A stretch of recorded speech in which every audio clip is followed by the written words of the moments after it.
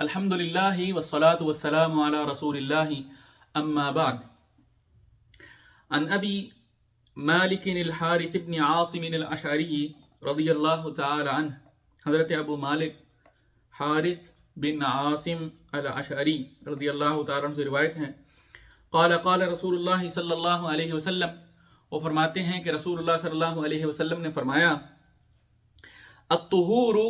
شطر الایمان، طہارت جو ہے، صفائی جو ہے، یہ نصف ایمان ہے۔ والحمد للہ، اور الحمد للہ جو ہے، تملأ المیزان،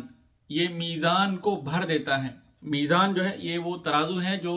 قیامت والے دن اللہ تعالیٰ میدان حشر میں نصب کریں گے لوگوں کے اعمال تولنے کے لیے، لوگوں کے اعمال تولنے کے لیے۔ اور یہ ایسا ترازو ہے جس میں آٹا چاول دال نہیں بلکہ لوگوں کے اعمال تولے جاتے ہیں، اور یہ اس قدر دقیق ہے کہ یہ ہر چھوٹے سے چھوٹے نیک عمل کا بھی وزن کر کے صحیح صحیح بتا دے گا، اور اس چھوٹے سے چھوٹے نیک عمل کے پیچھے کتنی خالص نیت تھی اور کتنی نہیں تھی اس کے حساب سے بتائے گا کہ کتنا اس پر اجر ہونا چاہیے، اور اسی طرح ہر بڑے سے بڑے نیکی کو بھی یہ بتائے گا، چھوٹے سے چھوٹے گناہ اور بڑے سے بڑے گناہ کو بھی یہ تول کر اس کا صحیح صحیح وزن جو ہے، اس کا صحیح صحیح جو اس کا بدلہ ہونا چاہیے وہ انسان کو بتائے گا۔ اور اسی میزان میں جب انسانوں کے ہر شخص کے اعمال تولے جائیں گے تو جس کے اعمال جو ہیں، برے اعمال جو ہیں وہ زیادہ ہو گئے اور برے اعمال کا پلڑا بھاری ہو گیا، وہ شخص خسارے میں گیا اور ناکام ہو گیا، اور جس شخص کے نیک اعمال بھاری ہو گئے اور نیک اعمال کا پلڑا بھاری ہو گیا تو وہ اللہ کی رحمت اور اس کے فضل سے کامیاب ہو گیا۔ اور سبحان اللہ، یہاں پر اللہ کے نبی صلی اللہ علیہ وسلم فرمایا ہے کہ الحمدللہ تملأ المیزان، الحمدللہ کہنا جو ہے یہ میزان کو بھر دیتا ہے۔ سبحان اللہ، یعنی الحمدللہ کہنے میں کتنا وقت لگتا ہے، ایک سیکنڈ سے بھی کم وقت لگتا ہے الحمدللہ کہنے میں، اور صرف الحمدللہ کہہ دینا جو ہے یہ میزان کو بھر دیتا ہے۔ یعنی تصور کریں کہ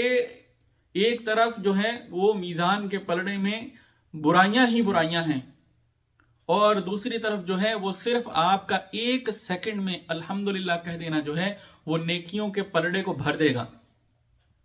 اور آگے فرمایا کہ وَسُبْحَانَ اللَّهِ وَالْحَمْدُ لِلَّهِ تَمْلَآنِ،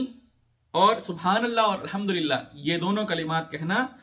یہ دونوں بھر دیتے ہیں، او تملأ یا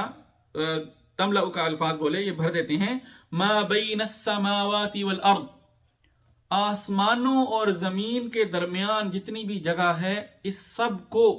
یہ دو الفاظ جو ہیں یہ بھر دیتے ہیں۔ اللہ اکبر۔ اور آگے فرمایا کہ والصلاۃ نور، اور نماز جو ہے یہ روشنی ہے، نماز یہ روشنی ہے، قیامت کے دن یہ مومن کے لیے اس کی روشنی ہوگی، اور دنیا میں یہی روشنی جو ہے یہ انسان کو جو طریق الحق ہے، جو راست بازی کا راستہ ہے، اس کو انسان کے لیے روشن کر کے رکھتی ہیں، اور انسان ہمیشہ جو ہے وہ صراط مستقیم کو دیکھتا رہتا ہے اور صراط مستقیم اس کے سامنے رہتا ہے۔ نماز جو ہے یہ انسان کو ہدایت کے قریب رکھتی ہے۔ اور آگے فرمایا کہ وَالصَّدَقَةُ بُرْهَانٌ، اور صدقہ جو ہے یہ دلیل ہے۔ دلیل کس بات کی؟ صاحب صدقہ کے ایمان کی۔ جو شخص اپنے مال کو خرچ کر رہا ہے تو یہ دلیل ہے اس کے ایمان کی کہ وہ ایک مومن ہے، کیونکہ مال جو ہے نا اس کی محبت فطری طور پہ انسان کے دل میں بہت زیادہ ہے، بہت زیادہ ہے۔ انسان جو ہے یہ فطرتاً جو ہے یہ انسان کا جو نفس ہے یہ ایک کنجوس واقع ہوا ہے، کوئی شخص بھی مال جو ہے اس کو خرچ کرنا جو ہے اس کو پسند نہیں کرتا۔ اسی لیے قرآن مجید میں آتا ہے کہ لن تنالوا البر حتى تنفقوا مما تحبون، کہ تم نیکی کو نہیں پہنچ سکتے یہاں تک کہ تم اس سے خرچ کرو جس سے تمہیں بہت محبت ہے، یعنی تم اپنے مال کو خرچ کرو۔ تو جو شخص اس اپنے مال کو، جو ہر انسان کو بہت محبوب ہوتا ہے، جب انسان اس مال کو بھی اللہ کے راستے میں اللہ کی رضا اور اس کی خوشنودی کے خاطر خرچ کرتا ہے تو یہ اس بات کی دلیل ہوتی ہے کہ ایسے شخص کے دل کے اندر ایمان ہے، اسی لیے تو وہ اللہ کے لیے یہ چیز خرچ کر رہا ہے۔ وَالصَّبْرُ ضِيَاءٌ، اور صبر جو ہے یہ روشنی ہے۔ کیسی روشنی ہے؟ یہ ایسی روشنی ہے جو انسان کو مصائب و آلام اور زندگی کے جو دکھ ہیں اور تکلیفیں ہیں اور کربات جو ہیں، ان کے اندر وہ انسان کو روشنی دکھاتی ہیں۔ یہ مصائب و آلام کے جو اندھیرے ہیں یہ اس روشنی سے دور ہوتے ہیں، کیونکہ اگر انسان تکلیفوں میں انسان کے پاس جو ہے وہ اس نے اپنے ہاتھوں کے ساتھ صبر کو نہ تھاما ہو تو پھر تو ہر آنے والا غم جو ہے وہ انسان کو ڈھا کے چلا جائے، ہر آنے والی تکلیف جو ہے وہ انسان کو ملیا میٹ کر کے چلی جائے۔ صبر ہی ایک ایسی چیز ہے جس کو کرتے ہوئے انسان جو ہے وہ ان تکلیفوں کو دور رکھتا ہے اپنے آپ سے، ان مصائب کے اندھیروں میں وہ اس روشنی کے ساتھ چلتا رہتا ہے۔ وَالْقُرْآنُ حُجَّةٌ لَكَ أَوْ عَلَيْكَ، اور قرآن جو ہے یہ تیرے لیے دلیل ہے یا تیرے خلاف دلیل ہے۔ یعنی اگر تو آپ نے قرآن مجید کو اپنایا، اپنی زندگی میں اس کو لے کے آئے، اپنے آپ کو، اپنی زندگی کو، اپنی ہر قسم کی زندگی کو، مالی، معاشرتی، معاشی اور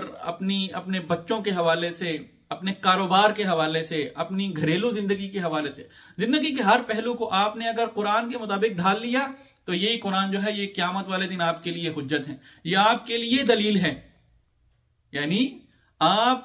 کے لیے قرآن ایک دلیل بن جائے گا کہ آپ جو ہے وہ ایک کامیاب انسان ہو، کیونکہ آپ نے اللہ کی دی ہوئی ہدایت کے مطابق اپنی زندگی گزاری۔ لیکن اگر اس کے برعکس معاملہ ہے تو پھر یہی قرآن جو ہے یہ آپ کے خلاف دلیل ہے کہ اللہ کی دی ہوئی ہدایت تو یہ تھی لیکن تم ساری زندگی یہ کرتے رہے۔ اس لیے فرمایا کہ قرآن جو ہے یہ تیرے لیے دلیل ہے یا تیرے خلاف دلیل ہے۔ کل الناس یغدو، تمام لوگ جو ہیں یہ صبح کام پر نکلتے ہیں، اپنے اپنے کام پر نکلتے ہیں۔ فبائع نفسہ، تو ہر کوئی شخص جو ہے، تمام لوگ جو ہیں یہ اپنے آپ کو بیچتے ہیں۔ فمعتقها، اپنے نفس کو بیچتے ہیں۔ فمعتقها، تو کچھ جو ہیں وہ اس کو آزاد کر دیتے ہیں، یعنی اللہ کی دی ہوئی شریعت کے مطابق اپنی زندگی جب وہ گزارتے ہیں تو وہ گویا اس طرح سے ہیں کہ وہ اپنے نفس کو آزاد کر رہے ہیں، اپنے نفس کو گمراہیوں سے آزاد کر رہے ہیں، اپنے نفس کو شیطان کی غلامی سے آزاد کر رہے ہیں اور اللہ کی جنتوں کے حقدار بن رہے ہیں۔ فمعتقها، تو کچھ لوگ جو ہیں وہ اس کو آزاد کرنے والے ہوتے ہیں۔ او موبقها، یا پھر جو ایسا نہیں کرتا وہ اس کو ہلاک کرنے والا ہوتا ہے۔ تو یہ حدیث جو ہے یہ صحیح مسلم میں ہے۔ اللہ تعالیٰ سے دعا ہے اللہ تعالیٰ عمل کی توفیق عطا فرمائے۔ وآخر دعوانا ان الحمد للہ رب العالمین۔